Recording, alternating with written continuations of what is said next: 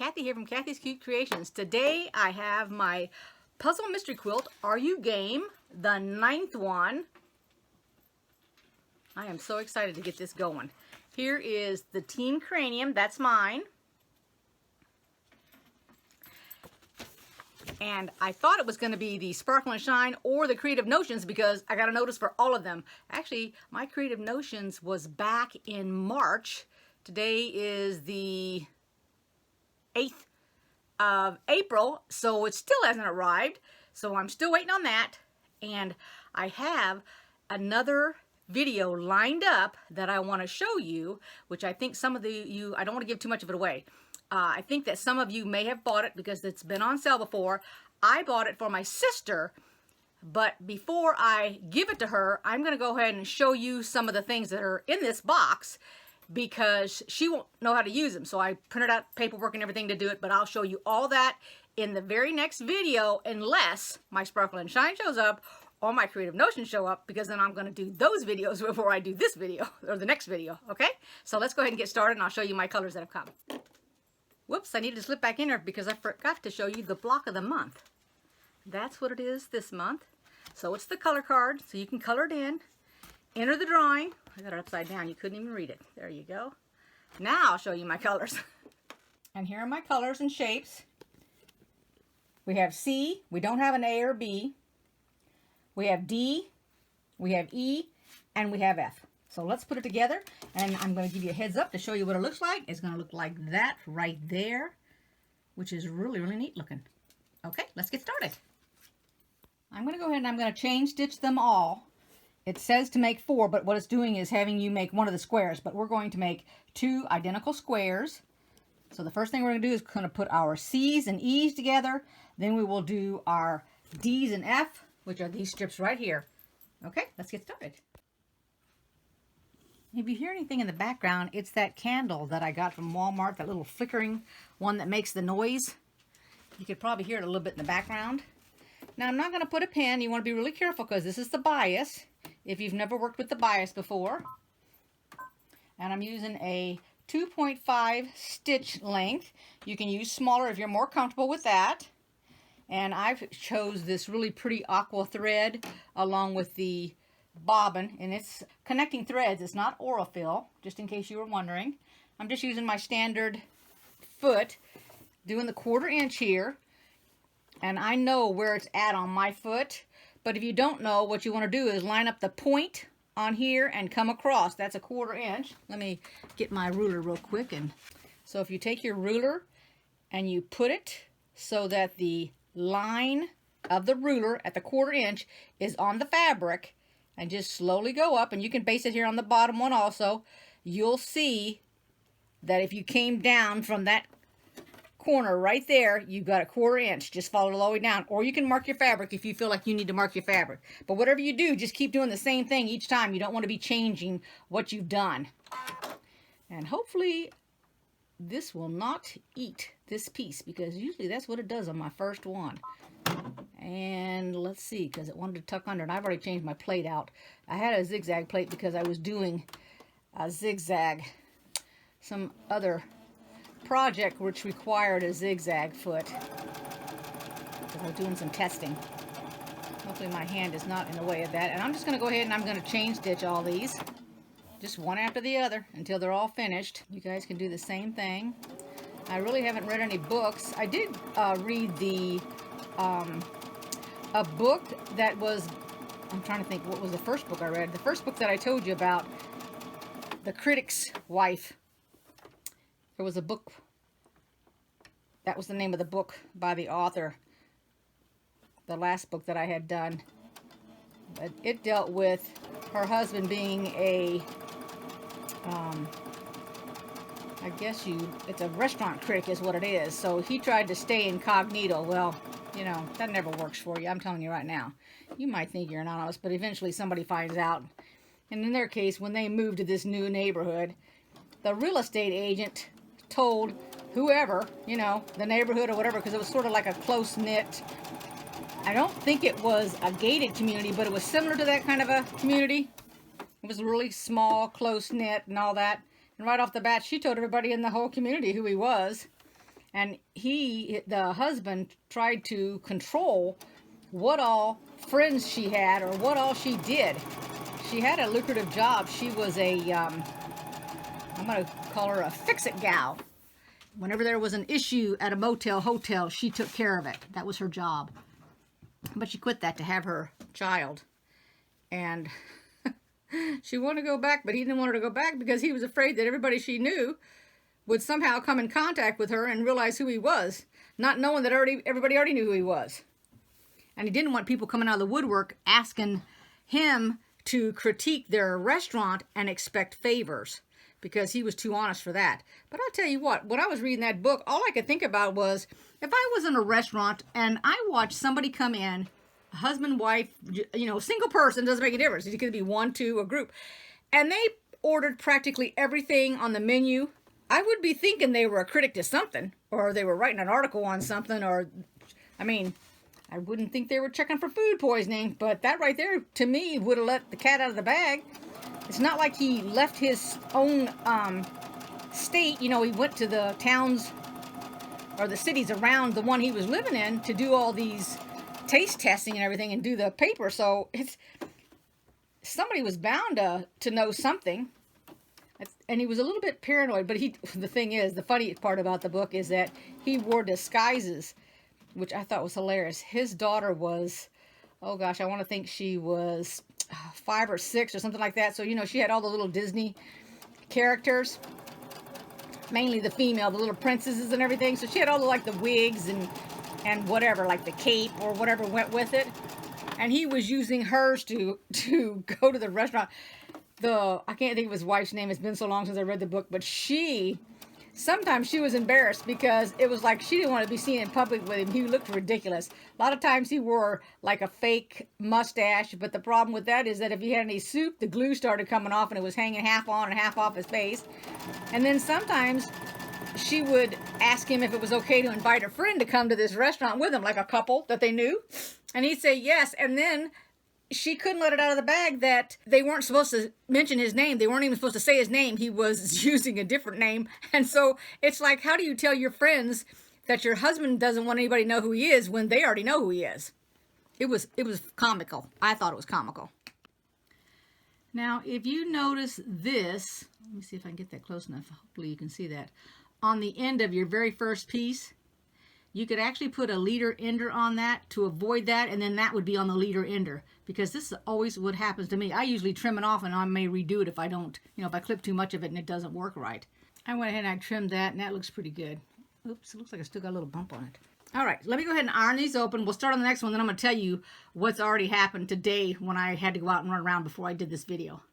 Alrighty, so that said to press it towards C, which is the light color. If you're not doing letters and if you're kind of winging this and doing your own thing, and you've just cut out some of these and now you're trying to make these little squares, that's what it says to do. So if you're using a light and a dark, you're going to iron it to the light. Now we're going to go ahead and we're going to do these rectangles. So I had to get blood work because I'd gone to my doctor yesterday and he wanted to get some blood work. Well, I'm going to a new place because the place that I normally go to, they were the ones that took 5 times trying to stab me to get blood out of me, and for some reason I wouldn't give any blood. So I went to this other new place. So I arrive, and even though I guess the person, I kind of think based on the conversation in the elevator with these 2 older men that they missed their 9 o'clock appointment because they were in the wrong building. But anyway, so my appointment was at 9:15. Head on over to the blood place. And I get in there, and the young man, and oh my gosh, I want to think he was, I'd say based on his looks, and of course, now he's got a mask on, so this is going to be kind of hard, but probably in his early 20s, okay? And so I said, are you the vampire? Because, half the time you get, somebody comes in and they do something with your paperwork, and then you turn around and somebody else comes in and draws the blood. So he goes, yep, that's me. So for as young as he was, he's the first one that's ever actually pronounced my last name correctly. So that kind of amazed me. So I sit down to get the blood, and he's playing around, with my veins, trying to figure out where he's going to do this.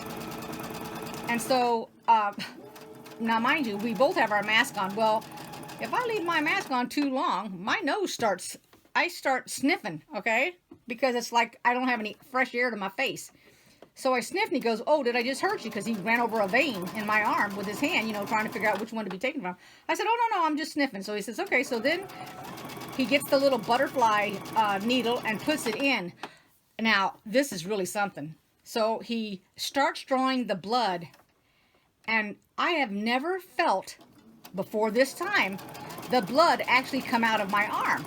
Alrighty? So it had a specific sensation. And I said to him, oh my gosh. I said, that felt like the vibration of a phonograph.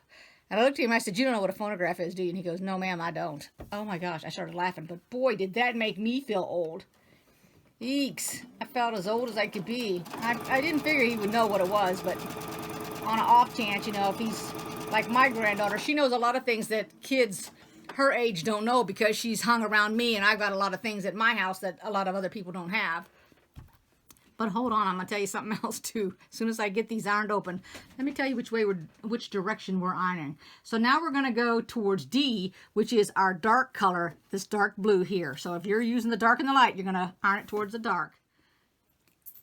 Now I'm going to go ahead and I'm going to do all 4 of these because, you know, we're going to end up doing 2 blocks. And we'll need 2 on each block.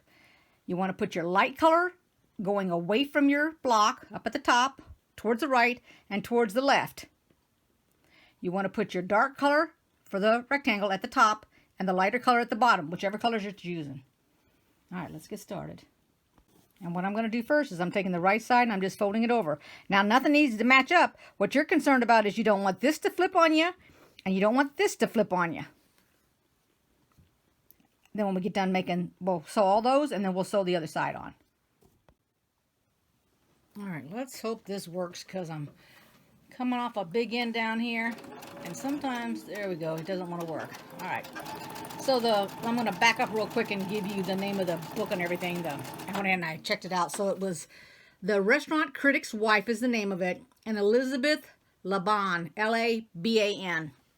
In case you guys want to check that book out and read it. But anyway, so going forward. So first also I had a doctor's appointment this morning, which I went to. Yesterday I had a doctor's appointment. That's how come I ended up with blood work today. And so I go in there and the lady says, which I hadn't checked my height in a long, long time. And she goes, so how tall are you? And I go, well, I don't really know. I said, I know I'm shrinking because, you know, that's what happens when you get older. Good old gravity grabs you and pulls you downward. And I started out at, most of my life, up until I was about, well, until my kids were born, or my kids were conceived, I was up to 5'2". I actually gained 1 inch while I was pregnant with my children. And then, of course, after a while, a couple years later, I lost that inch that I gained. And so I said, might as well go ahead and check it. Oh my gosh. You talk about depressed. She said I was 5 foot. So I go to look down at the little, you know, she pulled it off my head, and I looked down and I went, 5 foot? She goes, well, it's 5 1/4. Did you want to add it? And I'm thinking, you know, us short people, we want every little bit we can get. So, of course, I wanted the 1/4. But, oh, my gosh. I mean, I realized I thought that I was getting shorter, but I just thought maybe I was stooped over a little bit too much or something. Apparently, I really am getting short. Of course, now my grandmother, she was only 4'11", so I might end up 4'11" by the time I get in my 90s like her. Or shucks, hopefully not any shorter than that. Anyway, so then when it comes to my weight, for this whole time that we've been at home and all that, I gained exactly 5 pounds. So it's like, I knew I couldn't have gained too much, but you know, when you find out you're short, you gain 5 pounds, it's like they might as well said I gained 50 pounds. I mean, it was like negativity, negativity, negativity. I flipped these over, so we're doing the other side.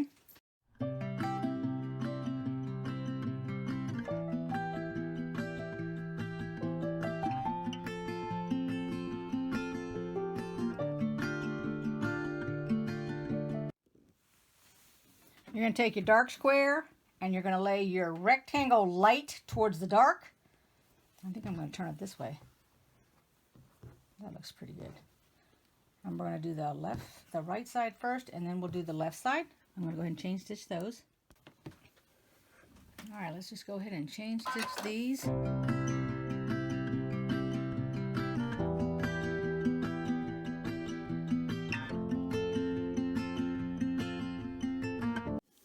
when you iron these, you're going to iron them away. These go this way. Whoops, that one needs to be reinforced. And those go outward, and these go inward. Now, let me add this real quick. If when you first get your kits at the very beginning, and you decide that you want to starch them, you can starch them before you sew them or after you sew them. But you've got to be consistent with every single month when you get the block, so that they will turn out at the end, okay? All right, so we're going to put together like this, and this is what you're matching up right here. One will be ironed that direction, and one will be ironed that direction, so they should nestle up really nice. And I will be pinning these now. Okay, I'm coming back because I think now, because I haven't gone back and looked at the video, but I think I told you to iron these away, and you're not. You're supposed to iron them to this unit. So this was step 1, this is step 2. So everything was ironed towards step 2, which were these. So now, if like me, you iron them, they're going to be stiff and they're not going to want to turn the other direction. So the way that I get them to turn the other direction is flip them over, go ahead and repress the seam, lay it down like that and press it. Then I took a water bottle, not starch now, water, and I squirted it on both ends here and then slowly pressed my iron on it. Then when I got done, I flipped it over and pressed it again. And along with helping it set it the right direction, the water dried. Now it's ready to go. Okay, so now I'm going to pin it together. Alrighty, let's go ahead and do this one together. And I put pins all over this thing. I don't want nothing to be flipping on me. I want everything to match up the way it's supposed to.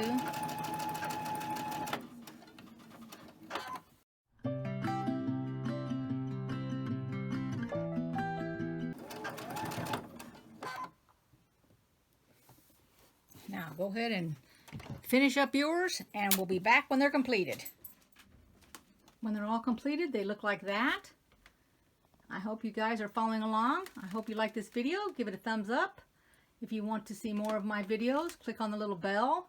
And right now, that little bell, you can make it at different things. You can either click on it just to be notified, or it's got 3 different options. So you pick the option that's the one that you want. Make a comment if you want about these blocks. They're pretty nice. They almost look like a little circle. And I'll see you guys next time. Take care, everybody. Bye-bye.